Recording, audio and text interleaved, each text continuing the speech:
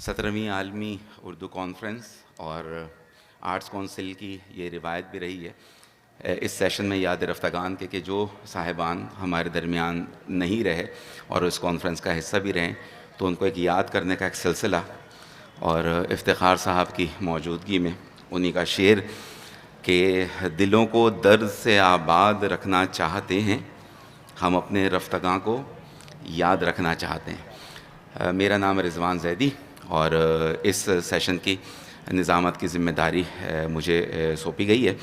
تو آج ہم جن شخصیات پر بات کریں گے جو ہمارے درمیان نہیں رہے، اس میں جناب طلعت حسین صاحب ہیں، اطہر وقار عظیم صاحب، اجمل سراج، اختر اللدتہ صاحب، عارف نقوی صاحب اور راحت سعید صاحب۔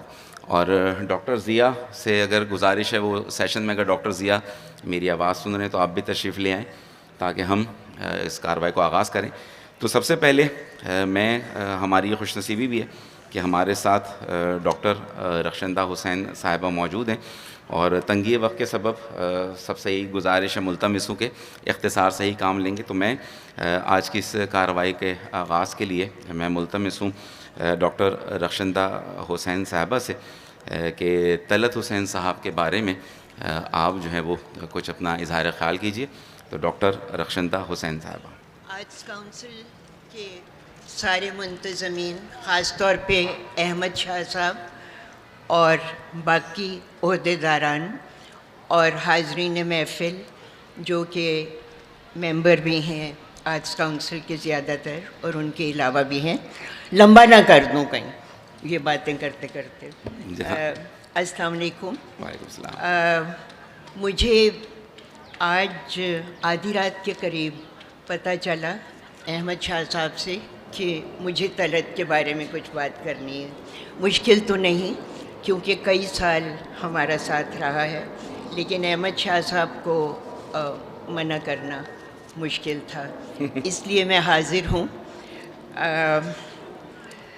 طلعت صاحب کا آرٹس کونسل سے ایک بہت بہت پرانا اور دیرینہ ساتھ رہا ہے۔ یہ رشتہ پتہ نہیں کس سال میں جاتا ہے۔ عرفان صاحب ہوا کرتے تھے، ایک بک شاپ ہوا کرتی تھی، ایک آرٹ کا ہال ہوا کرتا تھا ایگزیبیشن کا، اور ایک ریسٹوراں ہوا کرتی تھی جس کا نام تھا گل رنگ۔ اس سے ہمارے بہت پرانے تعلقات رہے ہیں۔ میں اپنی پرسنل ایک بات شیئر کروں کہ طلعت سے ملاقات کے بعد ہماری اور بہت سی ملاقاتیں گل رنگ میں ہی ہوئیں، اور اس کے بعد ہماری انگیجمنٹ کی سیرمنی بھی گل رنگ میں ہی ہوئی۔ تو آرٹس کونسل طلعت کے دوسرے گھر کی طرح تھا، اور شاہ صاحب طلعت کے چھوٹے بھائیوں کی طرح تھے۔ ہمیں بہت عزیز ہیں اور ہم ان سے بہت پیار کرتے ہیں۔ طلعت صاحب کی ایکٹنگ یا ان کے پروفیشن کے بارے میں کچھ نہیں کہوں گی کیونکہ آپ سبھی جانتے ہیں، اور آرٹس کونسل کی ڈاکٹر ہما میر نے ان پہ کتاب بھی لکھی۔ ان کے جانے کے بعد بہت اخباروں میں، اور ویسے بھی آپ سب ان کے اتنے چاہنے والے ہیں کہ ان کے بارے میں سب کچھ جانتے ہیں، تو میں اس کے علاوہ کچھ اپنی میموریز آپ سے شیئر کرنا چاہوں گی۔ ہمارا اکٹھا سفر تقریباً 52 ایئرز، 50 اور 2 52 سال ماشاءاللہ کا رہا ہے، اور پچھلے 6 ماہ سے جب سے وہ 26 مئی کو ہمیں چھوڑ کے چلے گئے ہیں، میں ان کی بہت سی یادیں محفوظ کرنے کی کوشش کر رہی ہوں، اور جس میں ان کا کتابوں کا شوق بہت زیادہ۔ میرے پاس ایک خزانہ ہے ان کی کتابوں کا، جن کو میں اکٹھا کر کے بیٹھے ہیں، اور لوگ جنہوں نے اپنی کتابیں ڈونیٹ کی ہیں، تو ہم بھی چاہیں گے کہ آرٹس کونسل کو ان کی کتابیں زیادہ تر ڈونیٹ کریں، اور ناپا کو بھی کیونکہ وہاں بھی انہوں نے پڑھایا ہے، اور اس سے پہلے ان لوگوں کو جو کہ ان سے پیار کرتے تھے اور اردو سے بھی پیار کرتے ہیں۔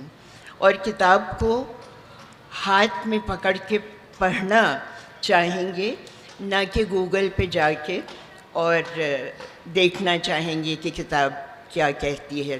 کتاب کو ہاتھ میں پکڑ کے پڑھنے کی ایک اور ہی لذت ہے جو کتاب کو پڑھنے والے جانتے ہیں.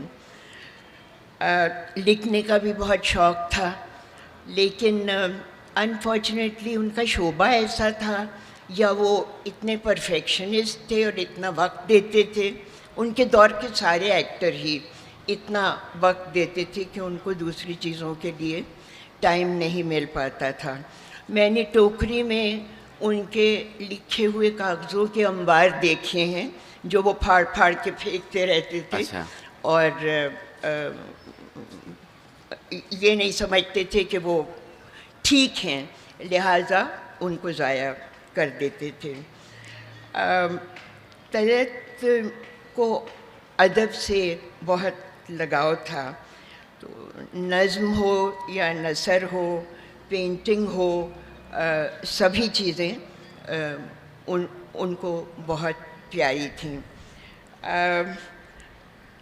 جہاں تک ان کے اپنے ٹریٹس یا ان کے اپنے کیریکٹرسٹکس تھے، ان میں طلعت بہت سیریس آدمی تھے.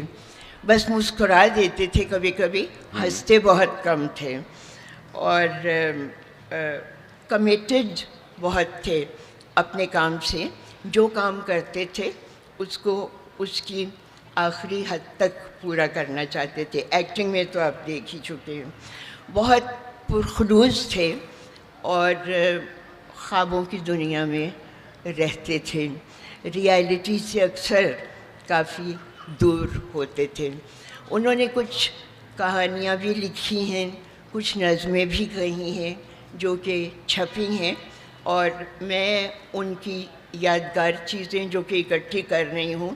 کل ہی میں بیٹھی ہوئی تھی، وہ تولیہ جس سے وہ پسینہ پوچھا کرتے تھے، وہ قلم جس سے وہ لکھا کرتے تھے، وہ ڈائریز جو ان کی لکھی ہوئی تھیں، وہ سب میں ایک جگہ اکٹھی کر کے اور رکھنا چاہ رہی ہوں. اس طرح جیسے قائد اعظم کی میموریز ہیں اور وہ سب چیزیں ہوں، ایک ایک جوڑا، ایک ایک چیزیں.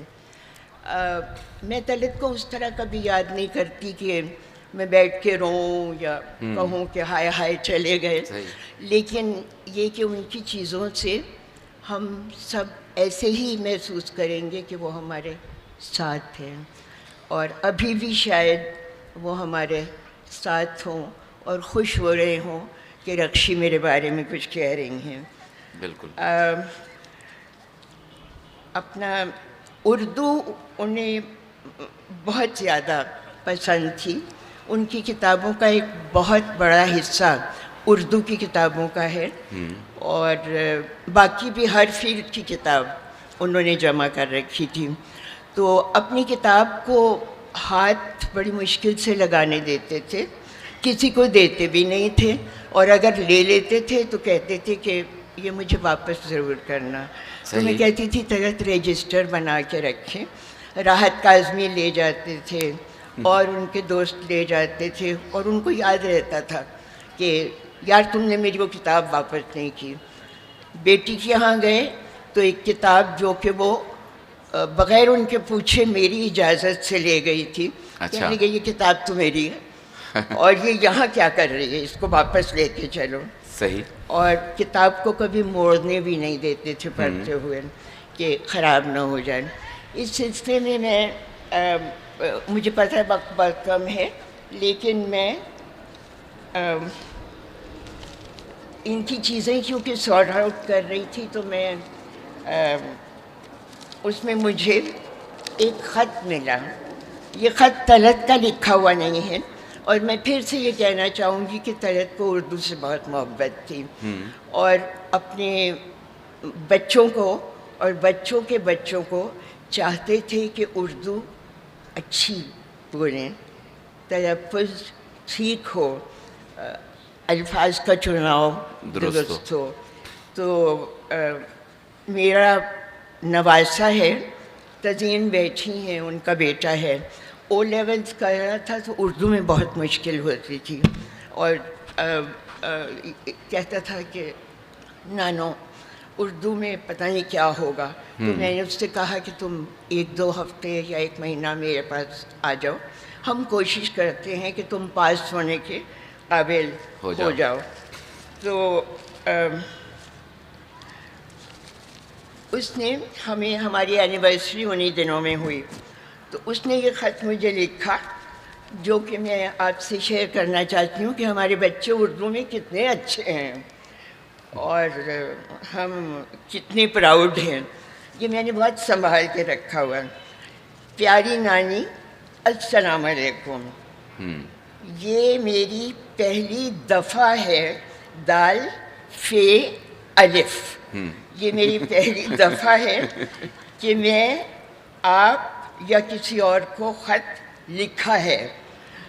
آپ سے یہ کھنا ہے کہنا, کاف دو چشمی ہے نون الف, کھنا ہے کہ میں آپ سے بہت پیار کرتا ہوں اور آپ میرے لیے ہر وقت ادھر تھیں.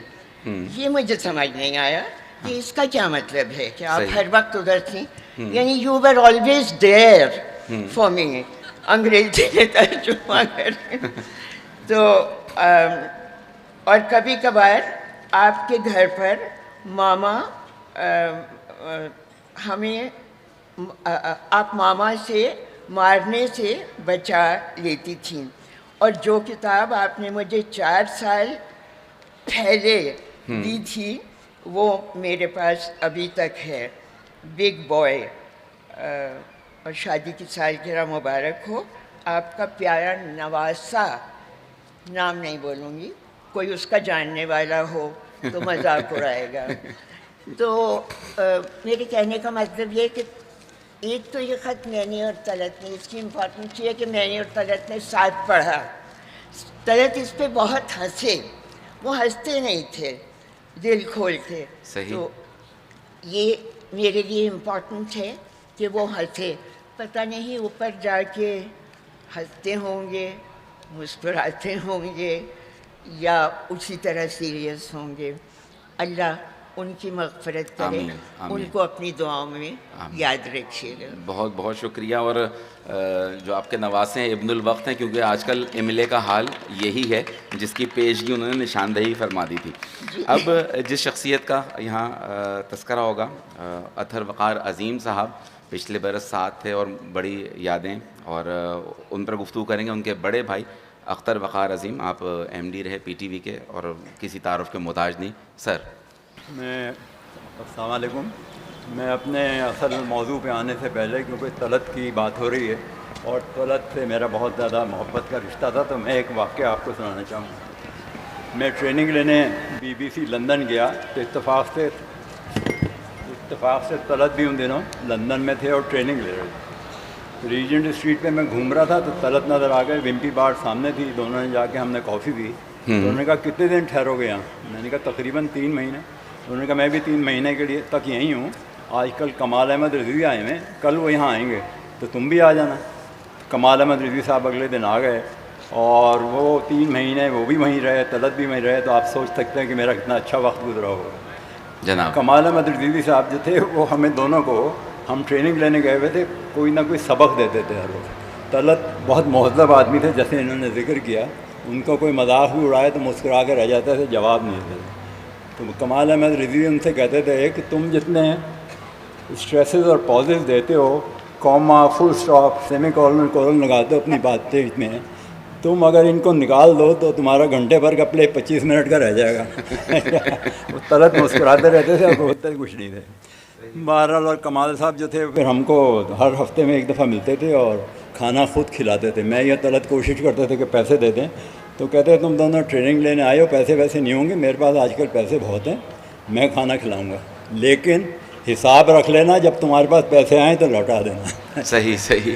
دوسری میری خوش قسمتی یہ ہے کہ میرے پاس حسین نقی صاحب بیٹھے ہوئے اس وقت, جو میرے حساب سے اس وقت ملک کے سب سے بڑے اور سب سے زیادہ تجربہ کار صحافی ہیں. بے شک. میری خوش قسمتی یہ ہے کہ یہ میرے بچپن میں میرے محلے دار تھے, ہم ایک ہی جگہ پہ رہتے تھے. اور میری خوش قسمتی یہ بھی ہے کہ سامنے کے گھر میں لیک احمد خان رہا کرتے تھے اور دائیں طرف حسین نقوی صاحب رہتے تھے.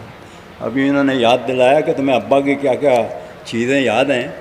وہ تو گھر کے کاموں میں بھی بہت دلچسپی لیتے تھے. ہم نے خود گھر میں بیٹھ کے ان کے ساتھ کافی بھنڈی کاٹی ہے. صحیح. تو میری خوش قسمتی ہے کہ وہ بھی یہاں موجود ہیں جناب. اب ان دونوں کے تذکرے کے بعد میں اطہر کی طرف آتا ہوں.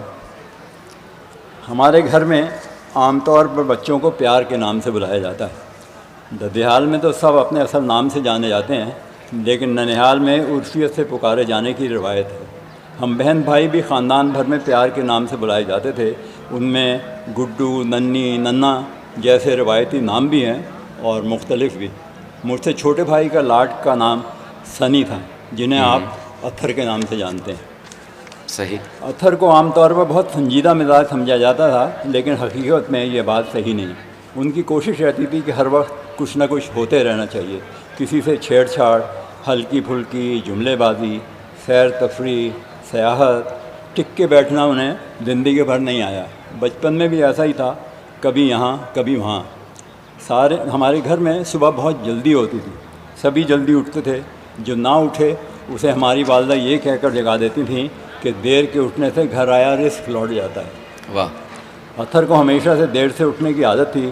وہ تکیہ منہ پر رکھے کروٹ لے کر سونے کی کوشش کرتے. دوسروں کو بھی یہی مشورہ دیتے، لیکن کہاں. پھیری والوں کی آوازیں سونے نہیں دیتی تھیں. سب سے پہلے اخبار والے آ جاتے. اخبار کی ایسی آواز لگاتے کہ پورے محلے میں ان کا پیغام پہنچ جاتا. ہم بھائی ان کی آواز سنتے ہی باہر بھاگتے، کیونکہ سبھی اخبار پڑھنے کے شوقین تھے. اس دور میں عموماً جیت اطہر کی ہوتی، کیونکہ انہیں کھیل کود میں سب سے زیادہ دلچسپی تھی. گھر میں ایک اردو اور ایک انگریزی کا اخبار آیا کرتا تھا. انگریزی کا اخبار اطہر پاس رکھتے کہ اس میں کھیلوں کا صفحہ الگ سے ہوتا تھا. اردو کا اخبار دوسروں کے حوالے ہوتا. صحیح. اسکول سے آ کر سب کو سونے کا حکم ہوتا. نیند نہ آنے کے باوجود سونے کی کوشش کرتے. اتنے میں پوسٹ مین یا بنگالی رسگلے والے کی آواز آ جاتی. ایک دوسرے کی طرف کنکھیوں سے دیکھتے کہ کیا کیا جائے، کیونکہ ہمیں توقع ہوتی تھی کہ پوسٹ مین کو بچوں کا کوئی نہ کوئی رسالہ لے کے آئے ہوں گے. باہر نکلنے کا سوچتے رہتے. اطہر خاموشی سے کھسک جاتے. اپنے لیے بھی رسگلے لاتے اور پاس پیسے زیادہ ہوں تو ہم سب کے لیے بھی. ان کی یوں غائب ہو جانے کی مہارت ہمیشہ سے تھی اور ہمیشہ رہی. دفتر میں بھی میٹنگز کے دوران بیٹھے بیٹھے ایک دم سے غائب ہو جاتے، کبھی سگریٹ پینے اور کبھی یوں ہی خوش گپیوں کے لیے. کالج کے زمانے میں اطہر کا شمار اچھے طالب علموں میں ہوتا تھا. ذہن تیز تھا، تھوڑے کو بہت جانا. پڑھائی کو زیادہ وقت نہیں دیا، لیکن اچھے نمبروں سے پاس ہوتے رہے. کالج کی سیاست میں حصہ لیا، مباحثوں میں تقریریں کیں، اور سب سے بڑی بات یہ کہ گورنمنٹ کالج لاہور کے رسالے راوی کے ایڈیٹر رہے.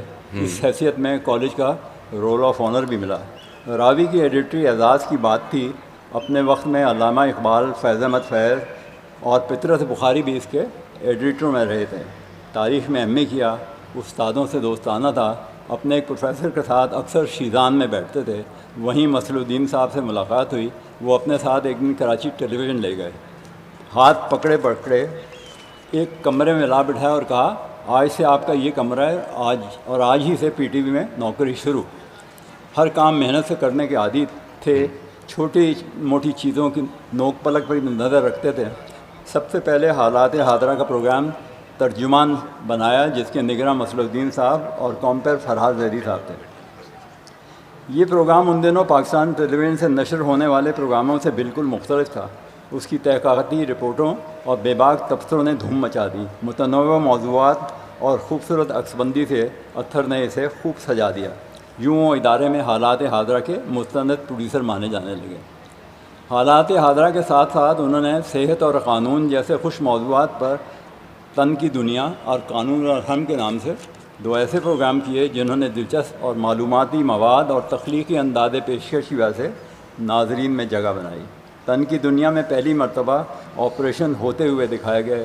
قانون اور رحم میں مشہور مقدموں کی تفصیلات ایسے سنائی گئیں کہ ناظرین میں دونوں پروگرام مقبول ہو گئے. کھیلوں میں ان کی دلچسپی ہمیشہ سے تھی. اس طرف توجہ دی تو کوریج کا ایک معیار قائم کیا. کرکٹ، ہاکی اور اسکواش ٹی وی پر دیکھنے والے کہنے لگے، میدان میں جا کر دیکھنے سے زیادہ مزہ ٹی وی پر میچ دیکھنے میں آتا ہے. ہمارے زیادہ تر مبصر ریڈیو سے آئے تھے، اس لیے ان کا انداز بیاں اسی سے متاثر تھا. وہ وہ جو کچھ بھی کہتے ٹی وی پر بلا ضرورت دکھانا پڑتا تھا. اطہر نے انہیں پہلی مرتبہ کیمرے کا پابند کیا. یوں ہمارے ہاں ریڈیائی کامنٹری کے بجائے ٹی وی کی کامنٹری شروع ہوئی. کرکٹ کی کوریج میں اطہر نے نئی جہتیں نکالیں. شارجہ میں کھیلے جانے والے کرکٹ میچوں کو میلے کی شکل دے کر ناظرین کی دلچسپی میں بے پناہ اس میں دلچسپی بڑھا دی. میدان میں ہونے والی ہر ایکٹیویٹی دکھانے کی روایت ڈالی, جس کی وجہ سے لوگ اہتمام کے ساتھ میدان میں آنے لگے. لڑکیاں کانوں میں نت نئے ڈیزائن کی بالیاں اور بندے پہن کر آنے لگیں. کامنٹیٹر اس پر دلچسپ تبصرے کرنے لگے اور یوں چھوٹے چھوٹے وقفوں میں بھی ناظرین کی دلچسپی بڑھ گئی. کرکٹ کی کوریج کے حوالے سے کیری پیکر کہ چینل 9 کو دنیا بھر میں آج کی کوریج کا موجد مانا جاتا ہے. بالکل. اس کے مینیجنگ ڈائریکٹر لنٹن ٹیلر ایک مرتبہ پاکستان آئے اور انہوں نے اطہر کو پی ٹی وی کی سہولتوں کے ساتھ کام کرتے دیکھا تو انہوں نے کہا اتنی کم سہولتوں کے ساتھ جو کام تم کر رہے ہو وہ کسی میریکل سے کم نہیں ہے. واہ. ان سب کاموں کی وجہ سے اطہر نے بے شمار پروفیشنل انعامات حاصل کیے, لیکن سرکاری اعزازات دینے والوں نے کبھی اس طرف توجہ نہیں دی. اطہر کی شادی اپنی ساتھی پروڈیوسر شیریں سے ہوئی تھی, جنہوں نے پرچھائیاں, انکل عرفی, زیر زبر پیش, شہزوری اور کرن کہانی جیسے کامیاب سیریل پروڈیوس کیے اور اپنا الگ نام بنایا. دونوں نے نہایت خوشگوار زندگی گزاری. شیریں کینسر کی وجہ سے جلد انتقال کر گئیں. دونوں کا ایک بیٹا ہے نادر, جو ماں کے انتقال کے بعد صرف 8 برس کا تھا. اطہر نے اس کی محبت سے پرورش کی. نادر نے ماں باپ اور خاندان کی علاج رکھی. وہ پڑھ لکھ کر آج سٹی بینک میں مینیجنگ ڈائریکٹر کے عہدے پر کام کر رہا ہے. ماشاءاللہ. نادر باپ کی طرح خوش مزاج بچہ ہے. چھوٹا تھا تو جب کبھی پی ٹی کی طرف سے اسپورٹس میں مجھے کوئی انعام ملتا تو ہنس کر کہتا تھا, چچا کام تو میرے ڈیڈی کرتے ہیں, انعام آپ کو مل جاتا ہے. اطہر کو اچھے اور مہنگے کپڑے اور جوتے پہننے کا شوق ہمیشہ رہا. پاکستان ٹیلی ویژن میں ان جیسے خوش لباس کم تھے. پسند کی چیز خریدتے وقت قیمت کی فکر انہوں نے کبھی نہیں کی, بس جو چیز اچھی لگی لے لی. پیسوں کے معاملے میں وہ اپنے ہی لیے ہی نہیں سب کے لیے شاخرش تھے. کسی پر پیسے خرچ کر اور ضرورت مند کی ضرورت پوری کر کے ایسے خوش ہوتے تھے جیسے کسی بچے کو کھیلنے کے لیے اپنی پسند کا کھلونا مل گیا. واہ. چھوٹوں سے محبت, بڑوں کا احترام, ہمارے ماں باپ کا سکھایا یہ اہم سبق ہم سب بہن بھائیوں کے لیے تھا, لیکن اس پر عمل سب سے زیادہ اطہر نے کیا. ان کا شمار ٹی وی کے ان لوگوں میں ہوتا تھا جنہوں نے معاشرے میں عزت سے رہنا سیکھا, بے خوفی اور صاف گوئی کو اپنی شخصیت کا حصہ بنایا. صدر مشرف نے نواز شریف کی حکومت ختم کر کے اختیار سنبھالا تو ان کی مختصر سی پہلی تقریر اطہر نے ریکارڈ کی تھی, اور تقریر کے بعد جنرل صاحب سے پوچھ لیا تھا کہ آپ کی تقریر سے پہلے اور بعد قومی ترانہ چلے گا یا نہیں, کیونکہ یہ صرف سربراہ حکومت اور سربراہ مملکت کے ساتھ چلتا ہے. کیا بات. یعنی وزیر اعظم اور صدر کی تقریر کے ساتھ. جنرل صاحب کا جواب تھا, اس صورت میں میری تقریر کے ساتھ قومی ترانہ نشر نہیں ہوگا. اس صاف گوئی نے بہت مرتبہ اطہر کو مشکلات میں ڈالا, لیکن انہوں نے اپنی عادت نہیں بدلی. زندگی میں بے شمار دوست بنائے, جس سے ایک مرتبہ دوستی ہو گئی ہمیشہ رہی.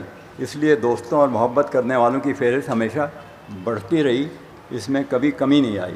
دوسروں کے کام آنا ان کے مزاج کا حصہ تھا, البتہ اپنے کسی کام کے لیے دوسروں کو تکلیف کم ہی دیتے تھے. آخر دم تک یہ اصول قائم رکھا, جاتے جی بھی کسی کو ایک گلاس پانی پلانے کی تکلیف نہیں دی.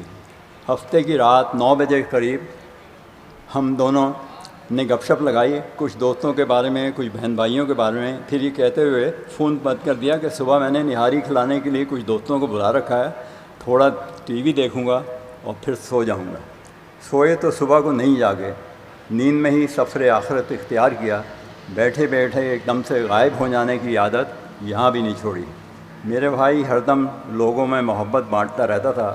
مجھے یقین ہے میرا مالک بھی ہمیشہ اس پر اپنی محبت اور رحمت نازل کرے گا. آمین. بہت شکریہ. بہت بہت شکریہ. اور بڑی یاد, اور جس طرح ابھی ہمیں اس پینل میں جوائن کیا ہے ڈاکٹر ضیاء الحسن صاحب نے, اب شاعر محقق ہیں, اور لوگ جیتے ہیں کس طرح اجمل, ہم سے ہوتا نہیں گزارا بھی. تو اجمل سراج صاحب کی شخصیت پر بات کریں گے ڈاکٹر ضیاء الحسن صاحب. بہت شکریہ. بجھ گیا رات ہو ستارہ بھی, حال اچھا نہیں ہمارا بھی. یہ جو ہم کھوئے کھوئے رہتے ہیں اس میں کچھ دخل ہے تمہارا بھی. بھائی واہ. وہ ستارہ بھی ٹوٹا ہوا تھا, دل ہمارا بھی ٹوٹا ہوا تھا. ایک نظر تھی شکستہ تھی وہ بھی, اور نظارہ بھی ٹوٹا ہوا تھا. موج میں تھا سمندر بھی اجمل, اور کنارہ بھی ٹوٹا ہوا تھا. کیا بات ہے. آگے بھی لگا ہوا ہے بازار, اے راحت دہر کے خریدار, آگے بھی لگا ہوا ہے بازار. اجمل سراج کراچی کی اس بڑی روایت کا آخری شاعر ہے جو سلیم احمد اور عزیز احمد مدنی سے آغاز ہوئی. اس میں رسا چغتائی بھی ایک بہت اہم ان کا ہمیں کردار نظر آتا ہے.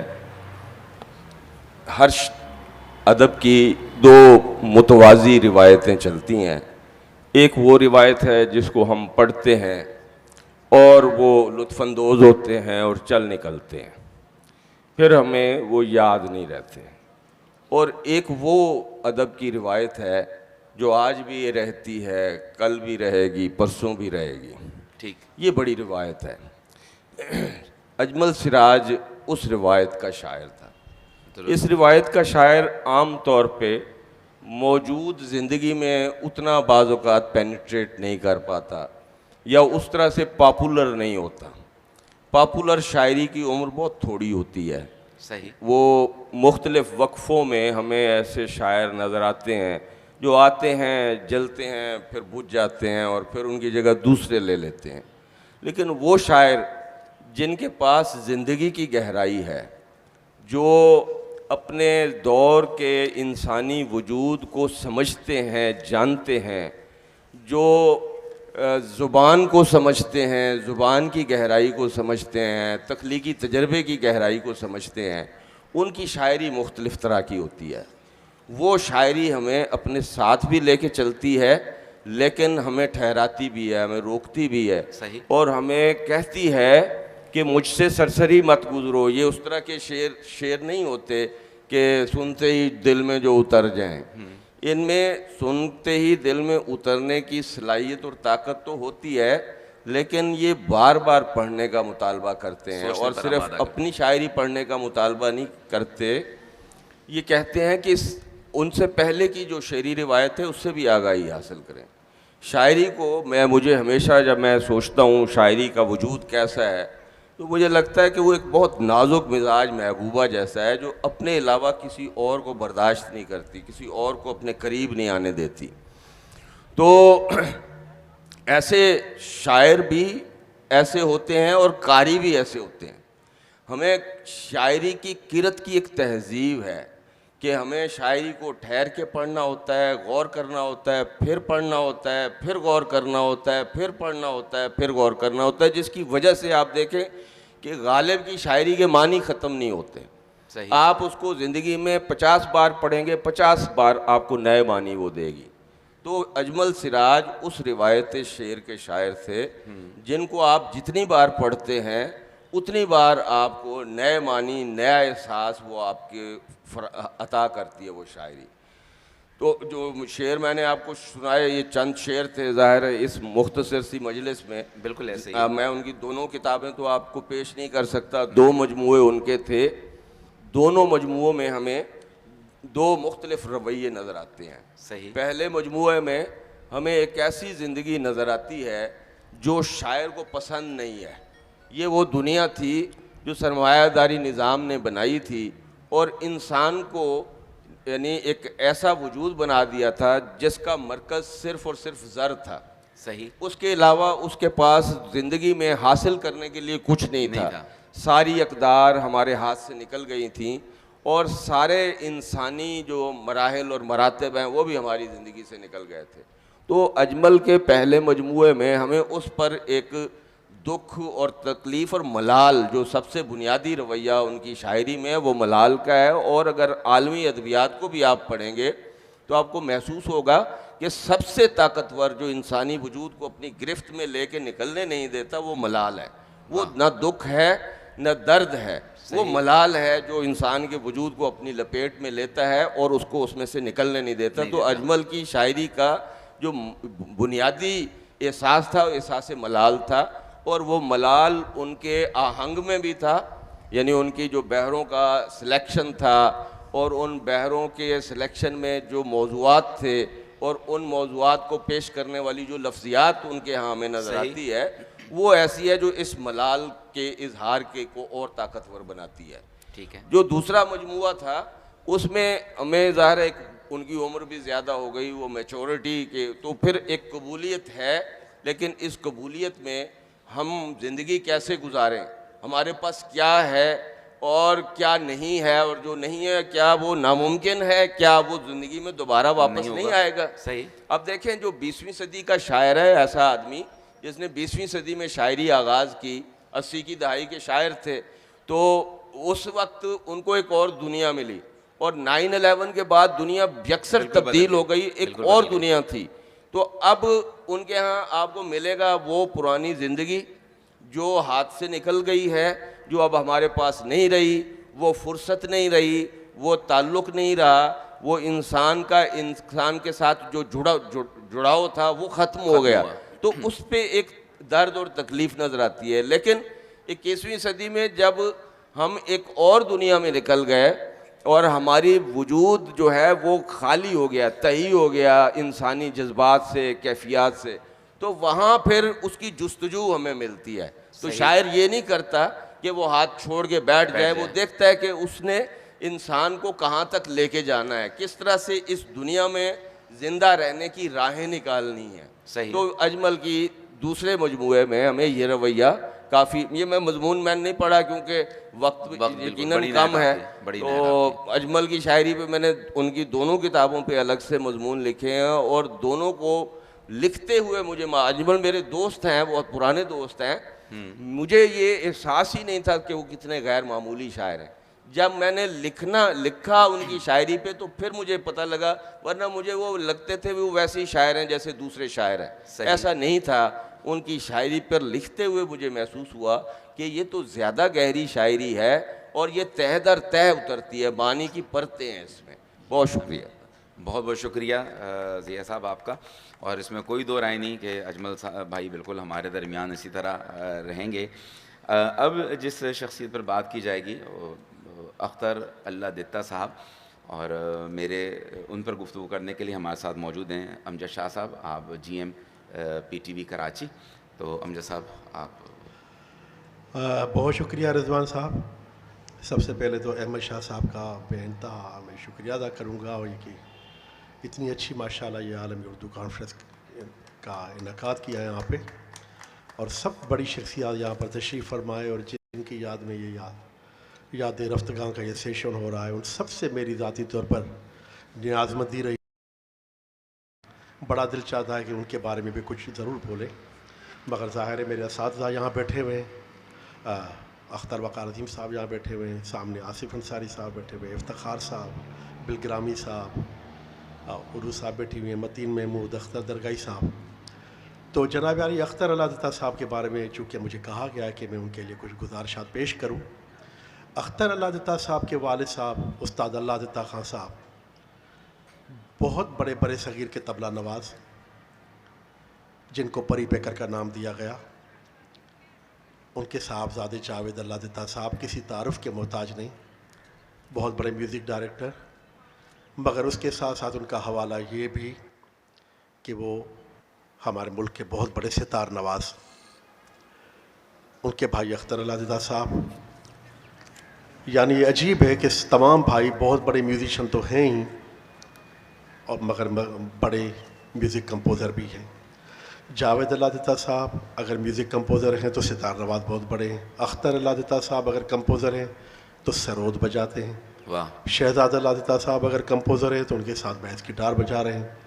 کشور اللہ دتا صاحب جو ان کے چھوٹے بھائی ہیں وہ بیس گٹار کے بہت ہی بڑے ہیں. پھر ان کے کزنی ہوتے ہیں قمر اللہ دتا صاحب، وہ گٹار کے بہت بڑے استاد کہوں گا. پھر ان کے بڑے بھائی نواز حسین صاحب، وہ مینڈولن کے بہت بڑے استاد. پھر ان کے بڑے بھائی ماسٹر شفیع جن کے صاحبزادے انتظار حسین ہیں. تو آپ یہ دیکھیں کہ اس پورے خاندان میں تمام بھائی بہت بڑے میوزیشین. صحیح.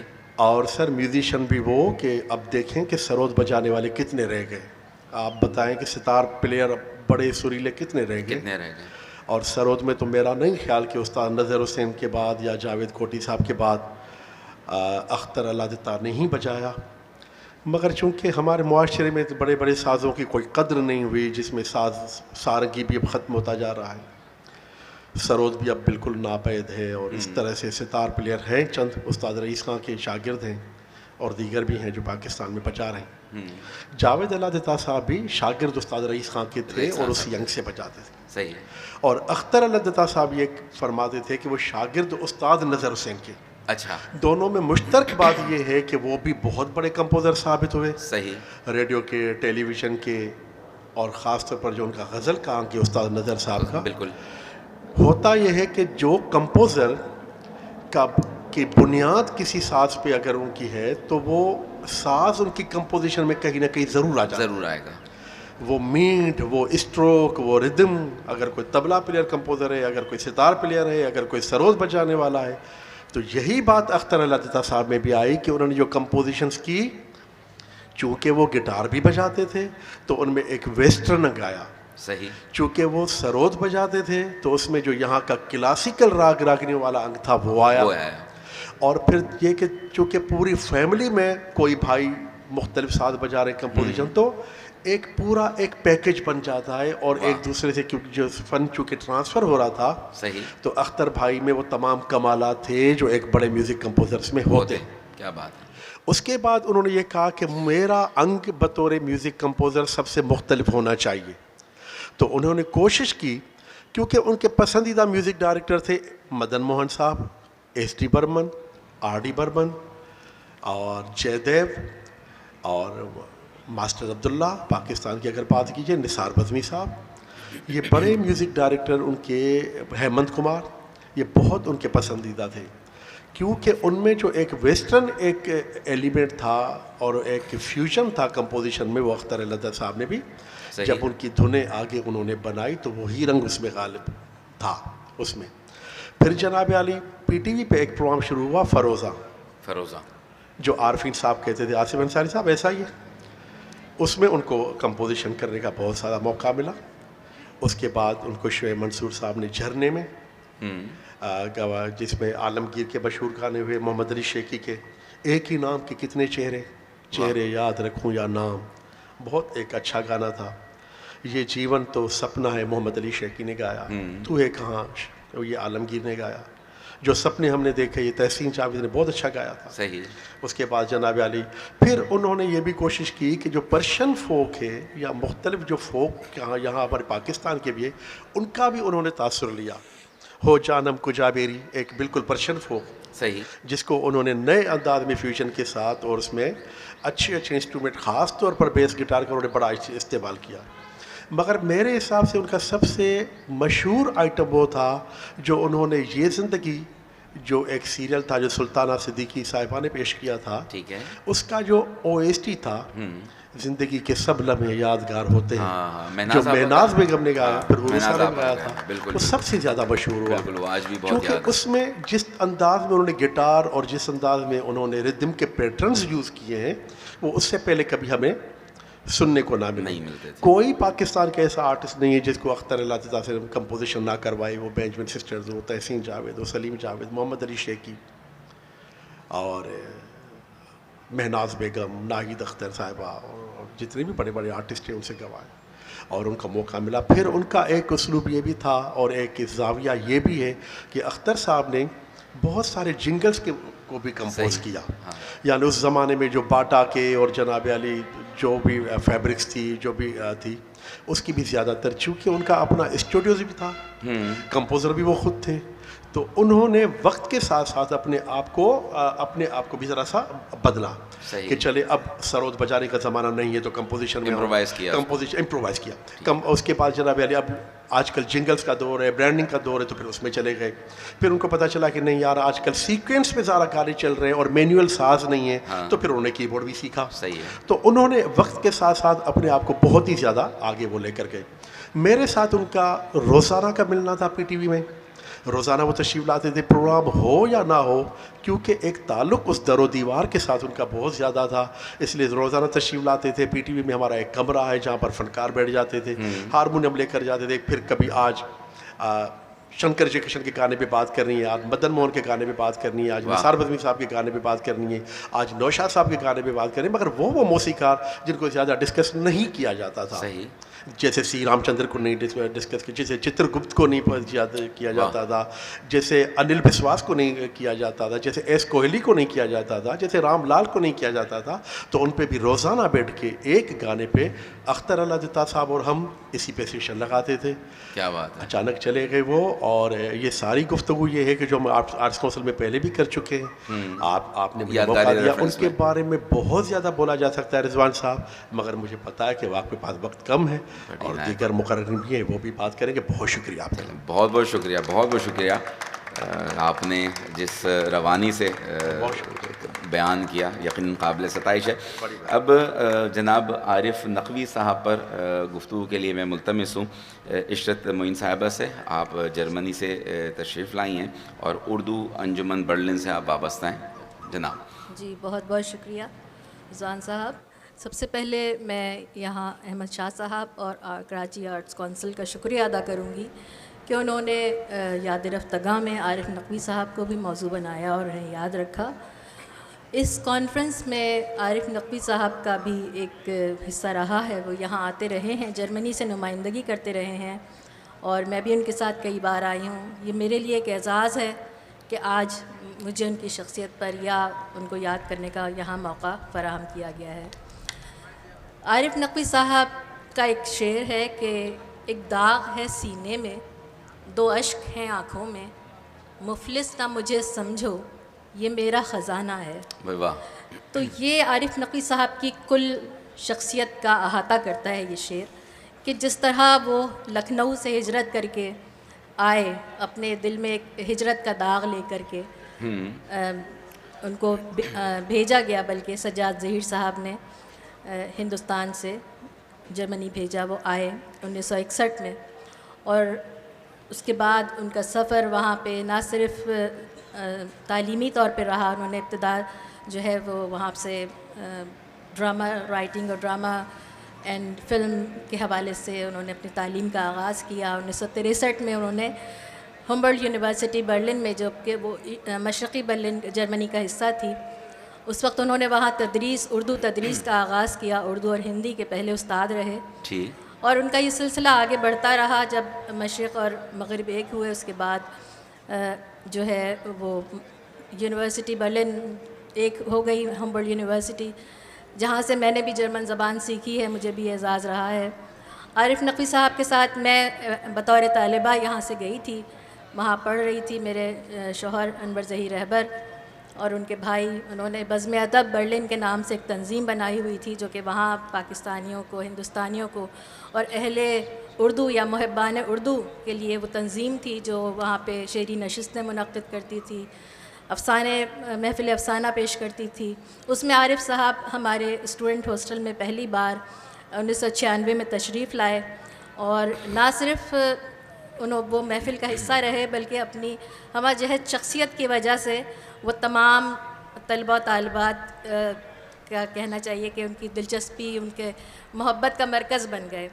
اور عارف نقوی صاحب کو بھی اتنی بڑی تعداد میں اردو سے رغبت رکھنے والے طلبہ و طالبات جب ملے, تو انہوں نے کہا کہ ہم صرف اردو زبان کو صرف اپنے تک ہی کیوں محدود رکھیں, ہمیں اسے آگے بڑھانا چاہیے.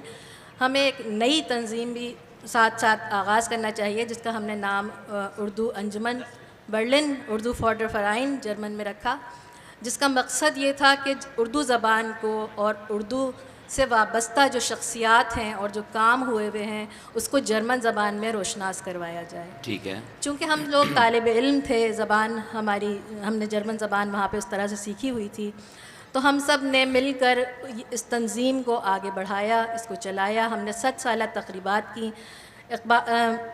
غالب سے اس کا آغاز ہوا اور اس کے بعد ہماری جو آخری تقریب تھی عارف نقوی صاحب کے ساتھ, وہ فاطمہ حسن صاحبہ تشریف لائی تھیں. میرا شعری مجموعہ تھا اور اس کے ساتھ ساتھ ہم نے میر انیس کو بھی یاد کیا تھا. تو ایک یہ طویل سفر ہے عارف نقوی صاحب کی شخصیت کا. وہ نہ صرف اردو شاعری اور اردو نثر نگاری کے حوالے سے معروف تھے, بلکہ وہ ایک لکھنؤ کی پوری تہذیب تھے چلتے پھرتے. انہوں نے بے شمار طلبہ طالبات میں, جو جرمن طلبہ طالبات ہیں, ان میں جو ہے اردو کی رغبت کو اجاگر کیا, اردو کی طرف راغب کروایا. ان کے ایک شاگرد زبستیان درائر, جو کہ نہ صرف انہوں نے اردو سیکھی بلکہ وہ ہمارے پہلے جرمن غزل گو شاعر ہیں. نہ صرف غزلیں لکھتے ہیں بلکہ غزلیں گاتے بھی ہیں. صحیح. تو یہ ان کا کمال تھا. اور اس کے بعد وہاں میری شادی ہوئی, میرے بچے ہوئے. میرے بچے بھی جسے کہیے کہ عارف نقوی صاحب کی انہوں نے گود میں تربیت پائی, انہوں نے ایک طرح سے ان کی صحبت پائی. اور میری سب سے چھوٹی بیٹی جو ہے وہ بہت اچھی اردو بولتی اور لکھتی اور پڑھتی ہے, وہ بھی عارف نقوی صاحب کا اعجاز ہے. کیا بات ہے کہ انہوں نے پھر اس کو راغب کیا کہ تم جو ہے ملا نصر الدین کا ترجمہ اب تک جرمن زبان میں نہیں ہوا ہے, تم اس کو دیکھو. کیونکہ کتاب میں لکھ چکی تھی ایک ملا نصر الدین کے حوالے سے, تو انہوں نے وہ کتاب اس کے حوالے کی. تو اس نے 15 سال کی عمر میں اس کتاب کا ترجمہ کیا اور ایک جرمن اعزاز کی مستحق قرار پائی گئی. اور عارف نقوی صاحب کے حوالے سے جو ہم آخری تقریب کر رہے تھے 16 نومبر کو, وہ اس کا عنوان ہی یہی تھا جیسے ہم نے سوچا ہوا تھا کہ مایا ظہیر سے عارف نقوی تک. صحیح صحیح. تو وہ ایک سفر کہ عارف نقوی صاحب 90 سال کی عمر کے ہو رہے تھے اور مایا 20 سال کی تھیں. تو بہرحال یہ ہم نے ایک پروگرام کی تیاری میں تھے عارف نقوی صاحب, اور ساتھ ساتھ یہ ہمیں کانفرنس کا بھی بلاوا آیا تھا. اور وہ اپنی طبیعت, جی ہاں, طبیعت کی اپنی علالت کی وجہ سے وہ سوچتے تھے کہ وہ سفر کریں یا نہ کریں, لیکن میں نے ان کو ہمت دلائی تھی کہ ہم چلیں ساتھ. صحیح. تو ہم نے آنے کا ارادہ کیا تھا, لیکن افسوس کہ ایسا ہو نہیں پایا. 29 اکتوبر کی صبح 4 بجے ان کا انتقال ان کے گھر پہ ہوا. اللہ رحمت کرے.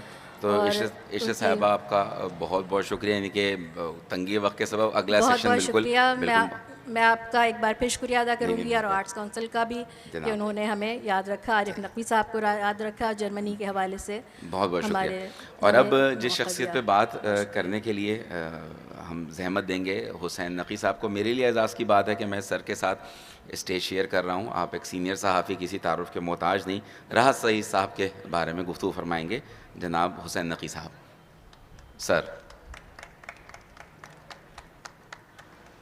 اگر یہ میں نے خوشگوار بات بھی اس حوالے سے کی کہ راحت سعید اور میں دونوں اس شہر کی وہ ابتدائی نوجوان نسل ہے جس نے کراچی کو ایک شناخت دینے میں اپنی زندگی کا کافی اچھا حصہ نوجوانی کا اور جوانی کا صرف کیا.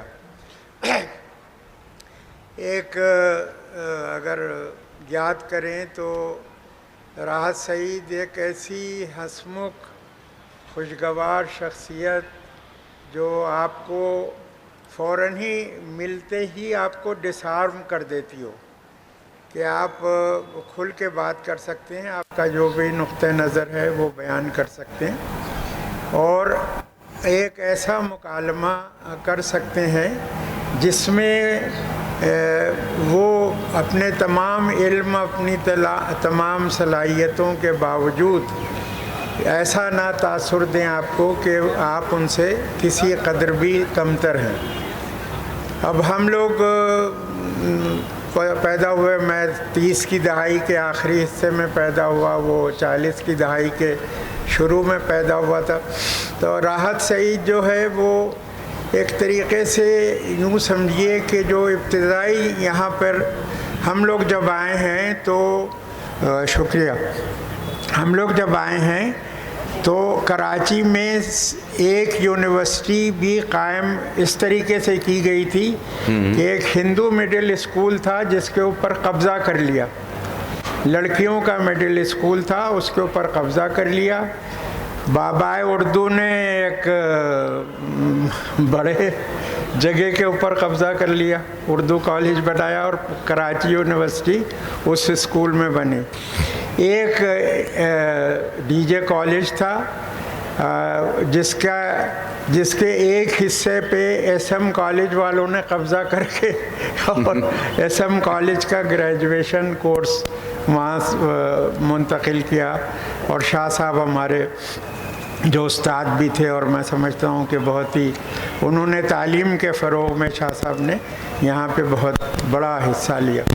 تو ہم لوگ تو اس قبیلے کے لوگ ہیں کہ یونیورسٹی کے لیے، کالجوں کے لیے، اسکولوں کے لیے، اب یہ آپ دیکھیے نا کہ ایک 3 لاکھ کا شہر ایک دم سے ایک سال بھی نہ گزرا ہو اور وہ 6-7 لاکھ کا شہر ہو جائے، تو اس کا کیا حشر ہو سکتا تھا؟ صحیح۔ وہ سب سے گزرے، گولی مار کا علاقہ ہو، اس کی جھگیاں ہوں، یا ناظم آباد کا علاقہ ہو جس میں مسلم لیگ والوں نے کوارٹرز بنائے ہوں نالے کے جو راستہ تھا اس کے کنارے کے اوپر۔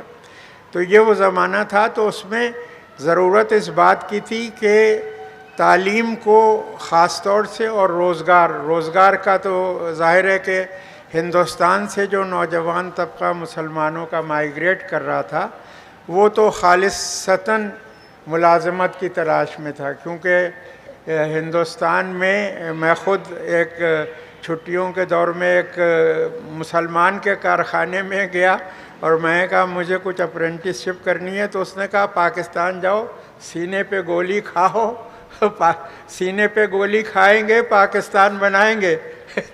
تو تم لوگ یہ نعرے لگاتے تھے، تو اب پاکستان جاؤ، خیر ہم تو آ ہی گئے پاکستان۔ تو یہاں پر نہ ظاہر ہے کہ نہ کالج تھے، نہ وہ تھے جتنے بھی یہ میٹھا رام ہاسٹل پہ اب ہم سے بھی آگے بڑھے ہوئے لوگوں نے، رینجرز والوں نے قبضہ کر لیا۔ ہم لوگوں نے تو تعلیمی ادارے بنانے کے لیے قبضہ کیا تھا، انہوں نے قید خانہ بنانے کے لیے قبضہ کر لیا۔ تو یہ شہر، تو اب یہ دیکھیے کہ اس زمانے میں طالب علموں کی تحریک کو جن لوگوں نے آگے بڑھایا، وہ آپ کو چاہے ادیب الحسن رضوی ابھی زندہ بھی ہیں، اور 2-3 دن پہلے ملاقات بھی ہوئی میری اور افتخار عارف صاحب کی، سب کہ ان کو یہ بیٹھے ہوئے ہیں جعفر بالگرامی کی وجہ سے، تو یہ وہ لوگ تھے۔ اور ہارون تو بہت بیمار ہیں، اور لوگ تو زیادہ تر اب اس دنیا میں موجود نہیں ہیں۔ ممکن ہے کہ کوئی ہو باقیات میں سے جنہوں نے سن 53 میں وہ تحریک چلائی، جس کے نتیجے میں یہ تھا کہ بھائی آپ یونیورسٹیز بنائیں، کالجز بنائیں، اسکول بنائیں، اتنی آبادی بڑھ گئی ہے اس کے لیے۔ تو اس میں ظاہر ہے کہ ترقی پسند طالب علموں کی تحریک جو تھی، ویسے تو مسلم لیگ کی بھی آرگنائزیشن تھی، لیکن ترقی پسند طالب علموں نے ڈی ایس ایف بنائی، اور ڈی ایس ایف کے بعد این ایس ایف پہ ہم لوگوں نے قبضہ کیا، بلکہ انہوں نے خود ہی ہم کو ہمارے قبضے میں دے دی۔ این ایس ایف بھی اے بی اے حلیم صاحب نے بنوائی تھی، وہ طالب علموں کی بہتری کے لیے کام کرنے کے بجائے اس کے لیے تھی کہ کسی طریقے سے